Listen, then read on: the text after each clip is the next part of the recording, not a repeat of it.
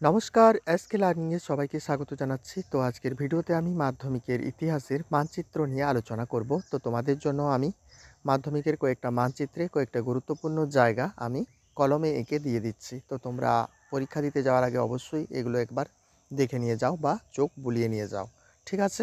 তো এগুলোর মধ্যে পরীক্ষায় কিন্তু কমন আসবে এবং তোমরা চারটেই কিন্তু পরীক্ষায় করতে পারবে। তো তোমাদের মাধ্যমিকে মানচিত্রে 4 নম্বর থাকে, 4টা জায়গা তোমাদের দেখাতে হয়। আর আশা করছি আজকের এই ভিডিওটি দেখার পর তোমাদের আর এই মানচিত্র সম্পর্কে কোনো সংশয় বা ভয় থাকবে না, ঠিক আছে? তো তোমাদের জন্য ইম্পর্টেন্ট রয়েছে এবছরের জন্য মহাবিদ্রোহের একটা কেন্দ্র আসতে পারে, তবে সেটা দিল্লি হতে পারে, মিরাট হতে পারে, কানপুর হতে পারে, ব্যারাকপুর হতে পারে, অযোধ্যা হতে পারে, এগুলো ঝাঁসি হতে পারে, এগুলো হতে পারে, ঠিক আছে? আচ্ছা, ভারত ছাড়ো আন্দোলনের কেন্দ্র হতে পারে, মেদিনীপুর হতে পারে, তমলুক হতে পারে, এগুলো দেখাতে আসতে পারে।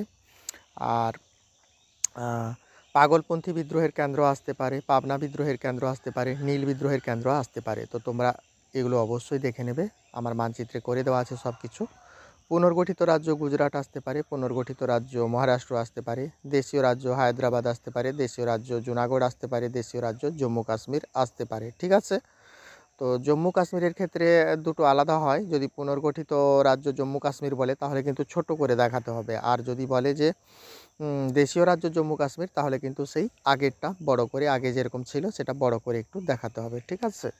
তো এগুলো তোমরা একটু খেয়াল রাখো, এগুলো খেয়াল রাখলেই হয়ে যাবে। আর সব কিছুই করে দেওয়া আছে। কোল বিদ্রোহের এলাকা যদি আসে ছোটনাগপুর তোমরা দেখাবে, সাঁওতাল বিদ্রোহের এলাকাও আছে, চম্পারণ আছে, মুন্ডা বিদ্রোহের কেন্দ্র রাঁচি, এটাও করে দেওয়া আছে। সব কিছুই করে দেওয়া আছে। বারাসত আসতে পারে, ওহাবি আন্দোলনের কেন্দ্র, এগুলো আসতে পারে। তো তোমরা এগুলো একটু দেখে নাও, দেখে নিলেই হয়ে যাবে, ঠিক আছে? ভিডিওটি দেখার জন্য সবাইকে অনেক অনেক ধন্যবাদ।